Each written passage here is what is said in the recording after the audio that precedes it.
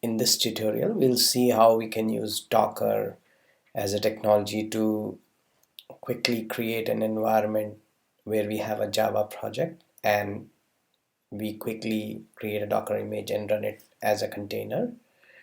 Let's start the demo. I'm going to create a Java project. I will name it as Docker test. Finish. This is going to ask me to create a project, and yes.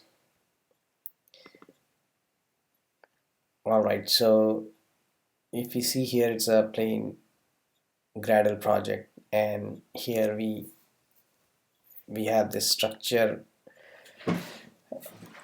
on how to create a Java project. If you guys know this is typical Maven structure. Yeah, and there's a terminal here, and let's run some commands to check what images do we have. Let's do docker image ls. So if you see in my environment, I have three images. One is test, one is Kafka image, one is zookeeper. I'm going to create what I'm going to do is we'll create a typical Java application, like an HTTP server or something, a typical TCP server, and then we'll see how we can run it as a Docker container. So I'll quickly create a package and I'll name it as tutorial. In this tutorial, let's create a class, say app. Now this is our class, and I'll create a public static void main method where we'll just quickly create a server socket, and I will expose it on 8081. This will give an exception, we can handle it. And yeah, once we have a server socket, we want to create a socket which it accepts. After accepting a connection, it will create a socket which we want to read from. We'll say let's create integer data as something which we want to initialize, and let's create a while loop where we will say data equals to accepted socket, and then we'll take its input stream, and then read it until we get -1. That will tell us that enough data has been read, and let's print what we are reading here. And that's our simple Java application. And let's create a client app as well, which we can use to test this.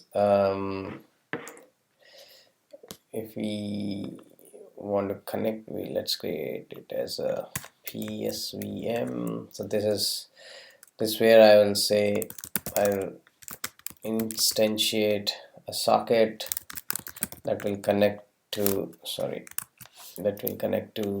the application that we are creating. New socket, I'll give it as a local address, the loopback address, and the port which we will connect to, which is 8081. And yeah, we throw the exception back, and let's say we want to write something. Say we write character A, and then we close it. So this is our app which is exposing a TCP server on this port, and then this is our client. It will just send something, right? Yeah, let's see. Redundant initializer. Let's package it. To package this application as a Docker image, we will create a new directory, say Docker, and we will create a file, say Docker file. Now in this Docker file, what we want is, if you see this source code, this is Java source code, and when we create a Docker file, we have to tell we have to have a base image which has Java. In this case, we will choose OpenJDK, and I'll say from OpenJDK. And if we see, what we can do is, once you because it's a Gradle project, I can build the jar, and once you run the jar task, it creates this Docker um, jar here. What we can do is, we have to configure something here to tell to create a manifest entry so that our jar becomes runnable. So what I will do is, I'll say um, I'll declare the name, the Java main class name here as a variable. I'll say tutorial dot app is my main class. So what I'm trying to do here is, I'm trying to declare a variable which has a name of the class. Now I create a jar task and configure it. So all I have to do is just say, I'll say the main class. So this will create a manifest entry in the jar with the variable name that I created at the top. Yeah, so once we run the jar task again, our jar becomes runnable. I can show you quickly. If I go to terminal, I go to build libs, and then I say java jar docker test run. So this will run my jar file, and it will host a TCP port, and I can actually run my client application, for example in this case this one. And once I run the client, we'll see, go back and see, it printed A and came out. So this is our application, but this is not running inside Docker. We want to run it inside the Docker image. So what we need to do is, we need to create this Docker file and copy. There is a copy command which we can use, and copy the jar that is being built here in the libs folder.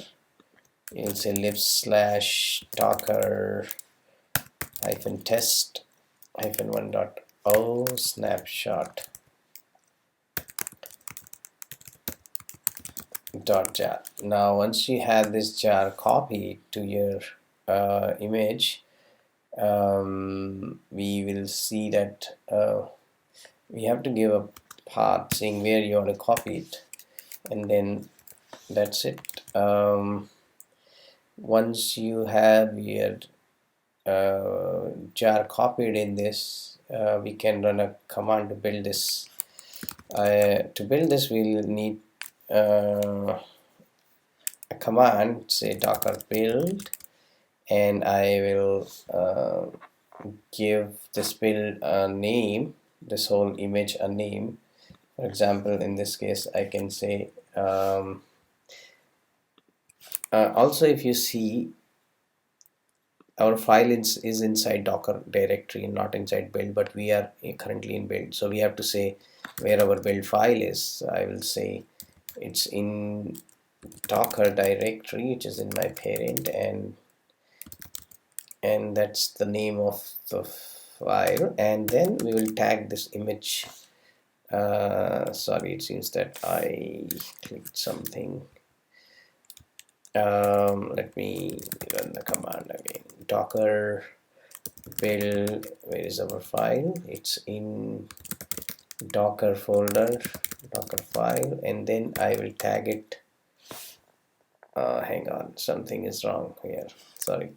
I will tag it. It's a test 1.2 or test Docker 1.0, and build is my Docker context where I have a libs directory. So libs is inside Docker build folder. Once you run it, you'll see that it's trying to download some images and eventually it builds the image. If we do a docker image ls again, we'll see this test docker.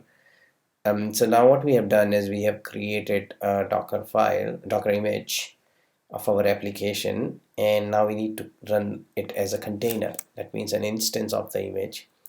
To do that, we will run a command called docker run.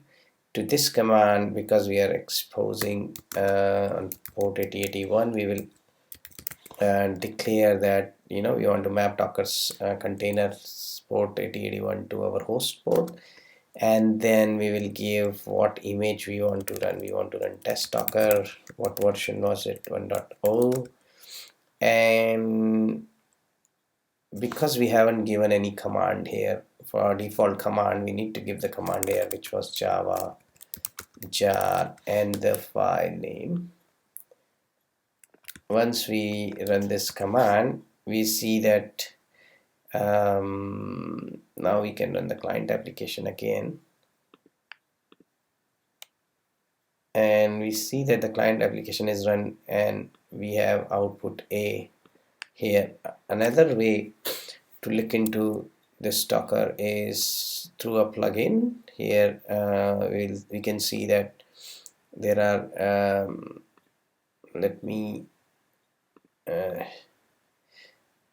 this is the container that was stopped, and we can rerun the container again. Once the container is running, I can run the command again and we'll see the output being shown as A again. So I rerun the same container, and yeah, that's the way to do it.